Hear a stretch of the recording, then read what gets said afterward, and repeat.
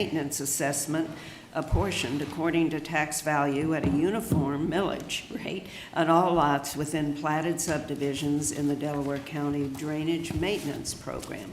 There's a sign-in sheet circulating the room, and we ask that you please sign the sheet to indicate your attendance. And first, we'll hear a report for the Delaware County Engineer, Chris Bauserman, after which there will be a time for questions from the board. The board will then hear from any interested residents that wish to testify. The board will then acknowledge receipt of any written testimony before hearing live testimony. We will first call all those wishing to testify in favor of the change, and then we'll call those wishing to testify in opposition to the change. Before testifying, you will be asked to take an oath. And after the testimony, the board will adjourn the hearing to be reconvened on August 28th, 2025 at 10 a.m. at the office of the Board of Commissioners. And I will turn it over to County Engineer Chris Bauserman. Good morning. Thank you for the opportunity to present this proposal to you this morning on value-based drainage assessments for our residential subdivision projects. We're going to talk a little bit about why we're here, the history of how we got to this point, how assessments are collected, problems that we're currently experiencing that we think will be rectified by this proposal, and then talk about this proposed method of collection of assessments. So our office is proposing to change the way that we collect drainage maintenance assessments in residential subdivisions, so in platted lots in residential subdivisions. So what we're talking about today, say up front, doesn't apply to all the drainage projects that are under county maintenance. Excuse me. And it doesn't include anyone who's not in a drainage maintenance program, pulling them into a program, and it doesn't change the fact of how we'll take care and how we'll maintain. It's simply the method that we use to collect the current drainage assessments in a way that I think is more beneficial to the residents and to us. So we're proposing this change because we have 409 single-family residential developments in the county that are under drainage maintenance. And those projects came under county maintenance because they were initially petitioned to be put on maintenance at the time the projects were created. But surprisingly to us, after the fact, some projects, some neighborhoods that were not on drainage maintenance actually came and petitioned to be a part of this program as well. So there's actually two different paths where these projects, these lots have found their way onto the drainage maintenance system.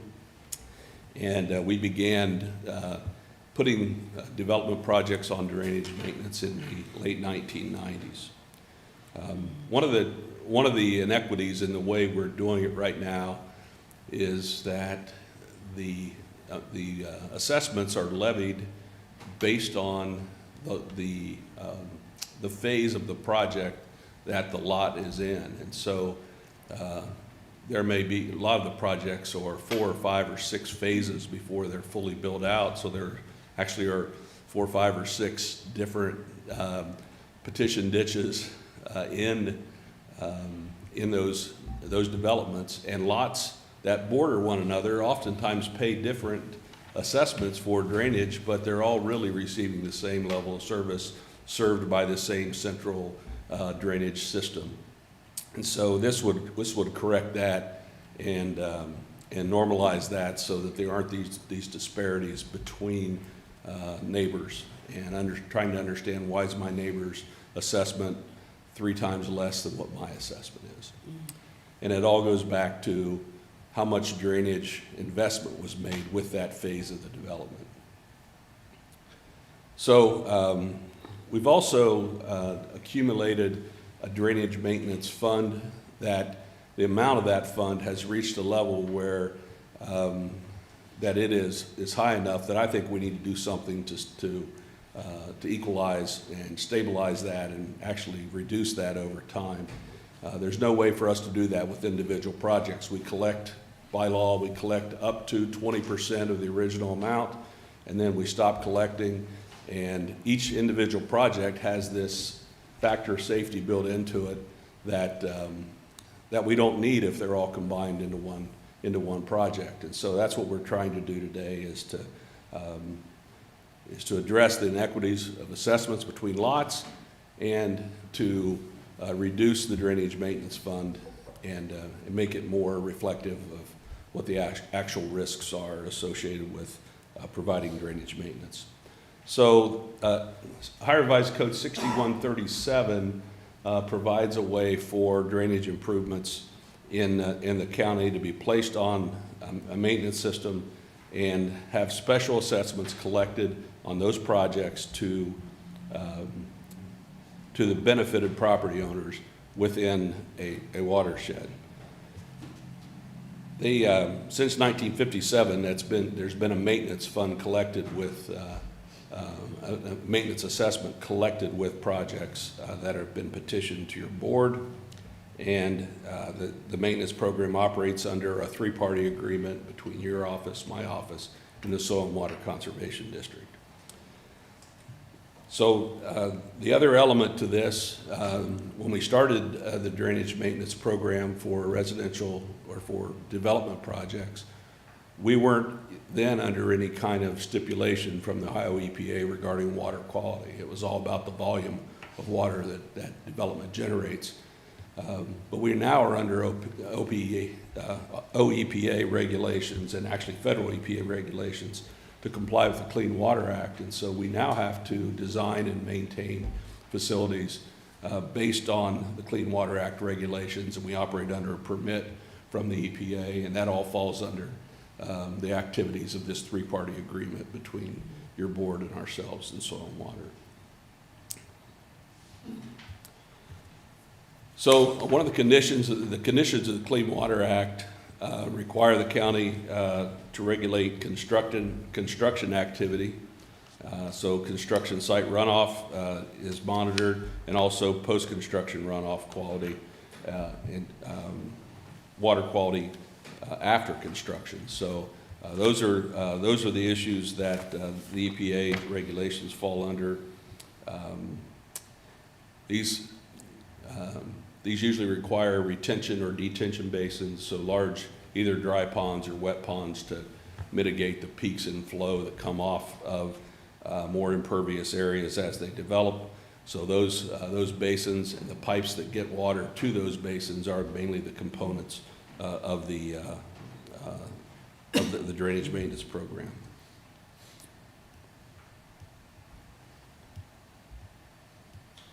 So there is, as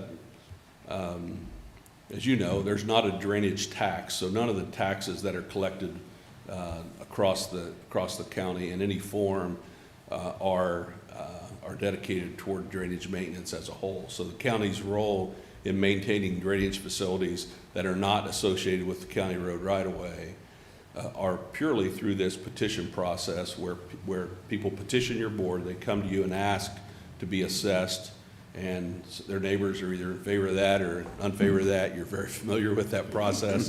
Yes. And but that's the method by which drainage maintenance assessments are created, and the lots within particular subdivisions drainage, when we get those platted lot assessments, they're based on the assessment is based on a percentage of the total base. So the total base is the amount of money that was spent to create and construct those drainage improvements at the time that particular phase was developed. So as of 2024, like I said, we have 409 of those single-family residential subdivisions that fall under that program. So I've asked Rob to talk to you a little bit about how we currently assess and collect projects, and he'll take you through some statistical analysis of what this change will mean for the drainage maintenance program. Thank you.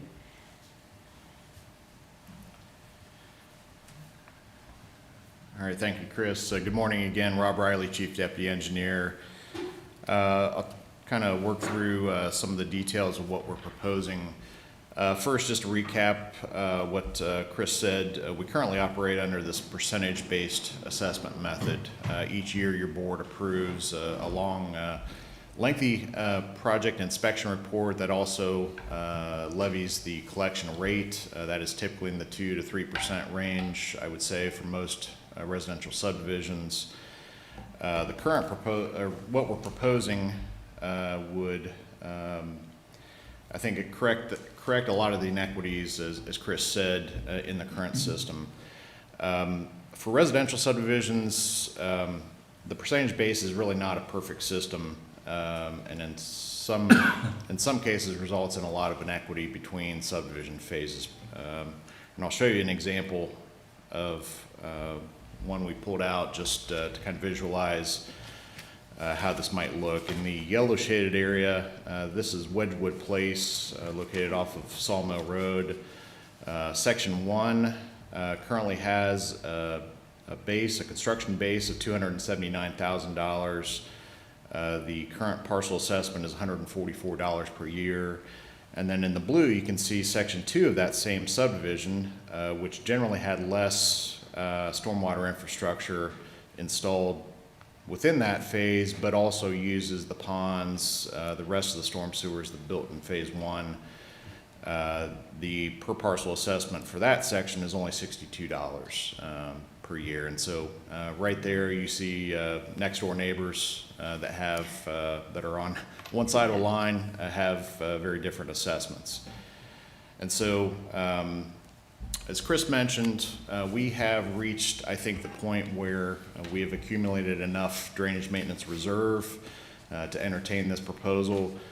Currently have over $11 million in the drainage maintenance fund for single-family residential projects. We're collecting approximately $2 million per year, spending a little over $1 million a year. That has been going on for some time to establish that drainage maintenance reserve.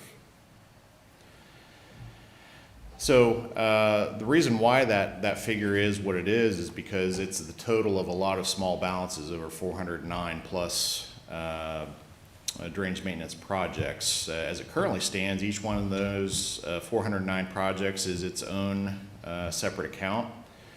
And in order to maintain a reasonable buffer, if you will, for unexpected expenses within that subdivision, that's basically how we've gotten to where we are. We have the accumulation of a lot of small balances that leads into a really rather large balance. So the proposal we're introducing would basically consolidate those 409 projects into a single drainage maintenance district. And if we do that, I think the likelihood of us needing to address any significant work is going to be relatively low. That would impact the overall balance compared to what it is today. So again, this proposal that we're offering today is authorized under the revised code. First part of this is the combination of the single-family projects. This is kind of a two-part proposal, what we're offering. First, the authority to combine projects into a drainage maintenance district is authorized under 613704. That can be done by your board upon the recommendation of the engineer. And then the second part is changing the collection method, going to this value-based assessment where the actual amount of the assessment would be apportioned according to the tax value. And so this would not be in addition to the percentage base. This would replace the percentage-based collection. So outlined a few reasons why we think shifting this value-based assessments is a good thing. But first off, why we do drainage maintenance in the first place. The most tangible benefit, I think, of having a drainage maintenance is protecting the property value, protecting the value of the homes within that neighborhood for what I'd say are somewhat obvious reasons. Neighborhoods that have poor drainage tend to get a reputation for that, and I think prospective buyers, that's certainly a concern. That can certainly affect the sale value of a property within that neighborhood. And so we think that it makes a lot of sense to base the charge, the annual charge, on what folks are paying. Should be based at least in part on the property value of what it's protecting. So this is consistent with the way pretty much every other levy is assessed, whether it's fire departments or park levies or any other levies are collected based on tax assessment or value assessment. So what we have after some looking at different options, what we are proposing is a 0.3 mil collection rate. This will be, let's see. Yeah, so again, this is not a new tax. It's not even a tax in the first place, but the important thing to note, this will result in a 46% decrease in revenue. That's a lot, and I'll show you some charts here in just a second. So we looked at a range of different assessment millage rates going from about 0.4 to 0.25 mils. Again, what we've landed on, what our proposal is for 0.3 mils, but you can see kind of where each of those collection rates would compare to each other. The $1 million, just over $1 million of collection is just over half of what we are currently collecting for these single-family subdivisions. About 1.9 million is what we collected in 2024. We will reduce that collection by 46%. And just to show this kind of graphically in another way, currently we have 18,000 parcels. The chart on the left, or the pie chart on the left, shows currently kind of the range of what each parcel pays. The majority of folks pay under $100 a year. That's the gray shaded part. And then we have about 4,000 parcels that pay between 100 and 200, and then 2,900 parcels that pay over $200 a year.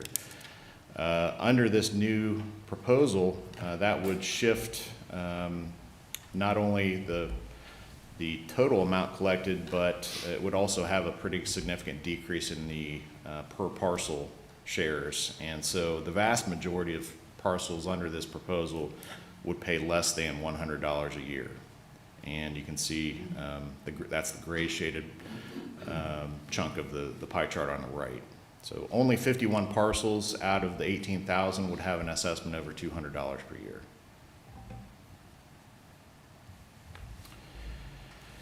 Again, this is just depicting what I told you kind of in a different way.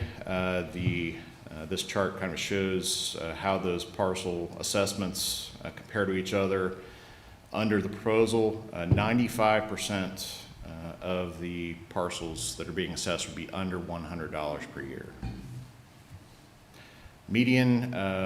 The median assessment under the proposal would be about $52 per year, which is a 27% decrease versus current. The average is $56. That's a 46% decrease, which reflects the overall decrease in the collections. Any questions so far on this? I have a couple of questions. Sure. Maybe it's a good time as any.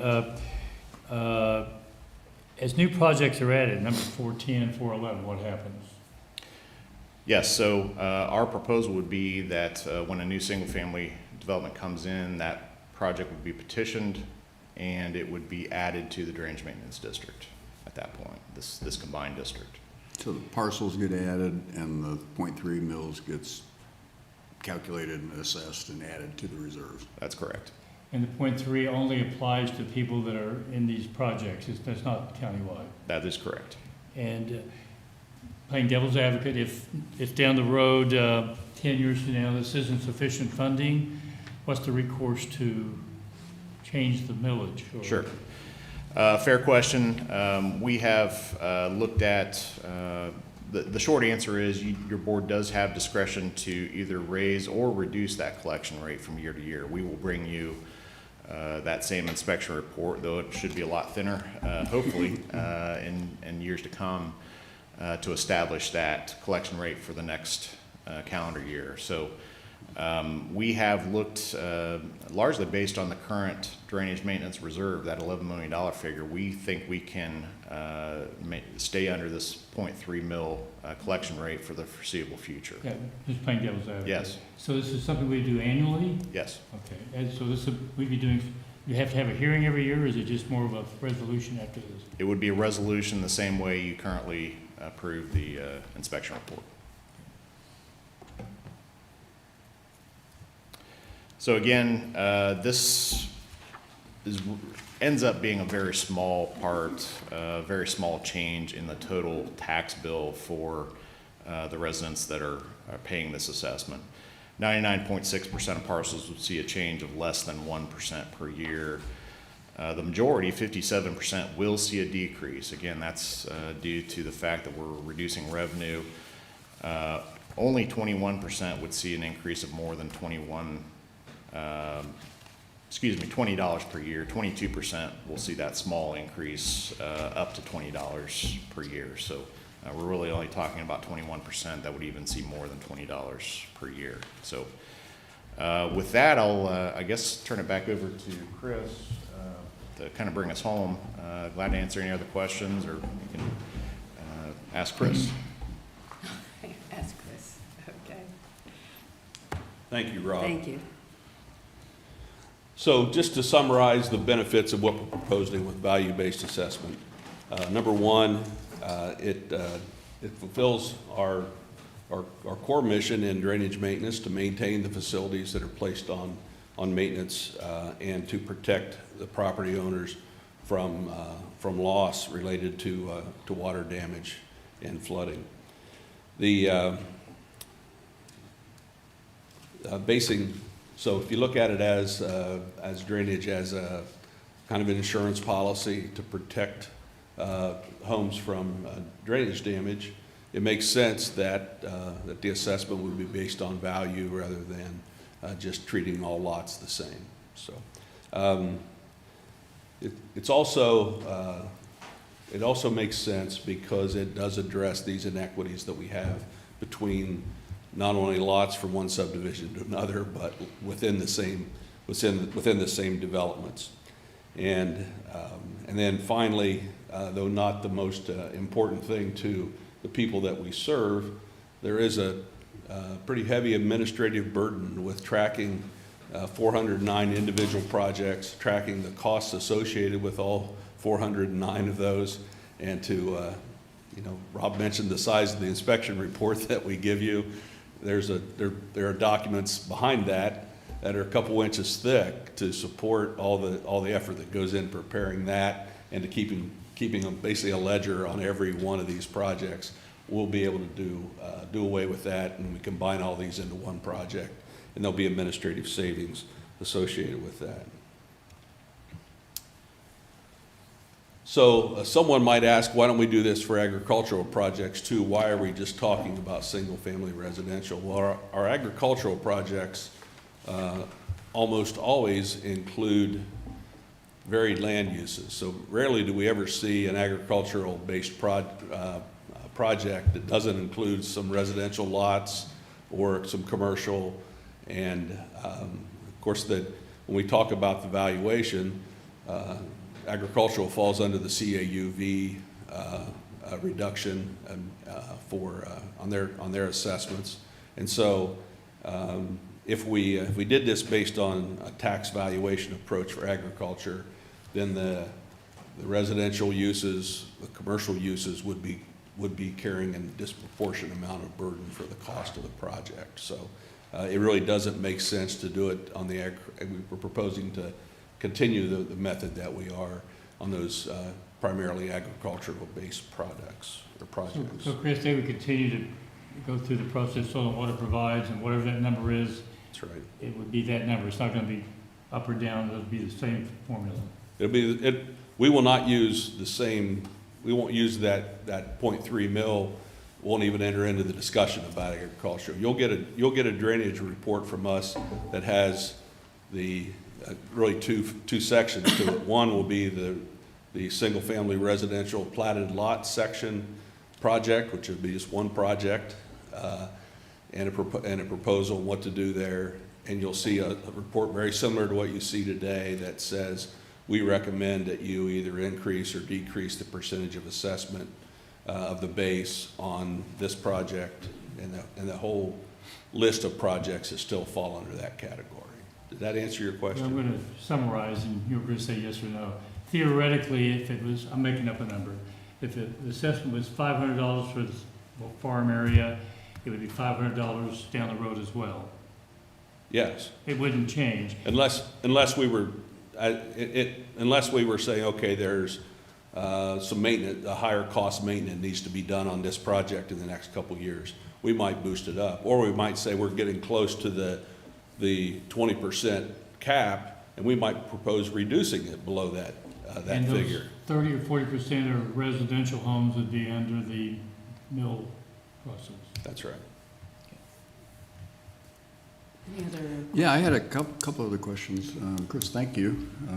I think this is a good idea for a number of reasons. One is, just the recognition that, you and Soil and Water do an outstanding job of maintaining these ditches and have accumulated resources to make sure that's done, very, very capably in the future. And so thank you for that. And then also recognizing that, hey, you have excess balances that you don't need to keep collecting. And it kind of goes back to our discussion earlier in this session about rebating or doing, a partial rebate of the county's property taxes for next year. Mm-hmm. We have reserves that are sufficient, and slightly more than sufficient for us for the near future, and felt let's lower the taxes again next year. And you're kind of doing the same thing in this project in this area. And I want to compliment you and again Soil and Water for recognizing that.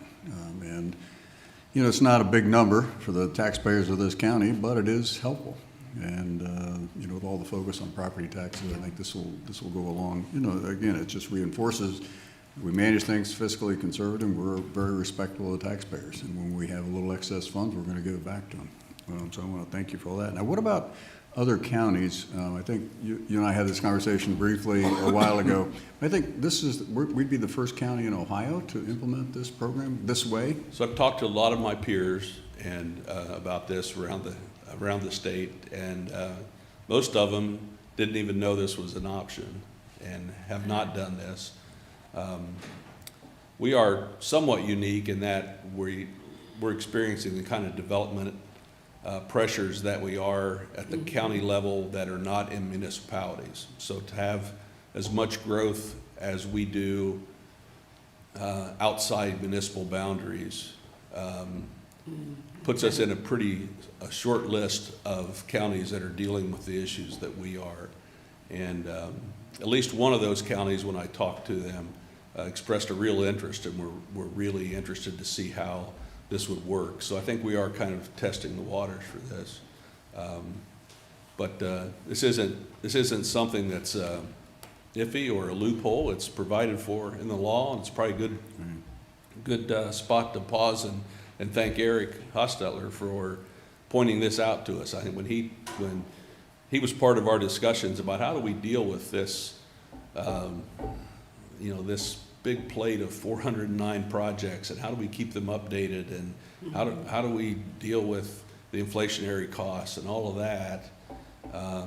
He pointed out we could do this by a value-based assessment, and that was a light bulb moment. So the idea was Eric's, but the idea before that were the authors of 6137 of the High Revised Code. So.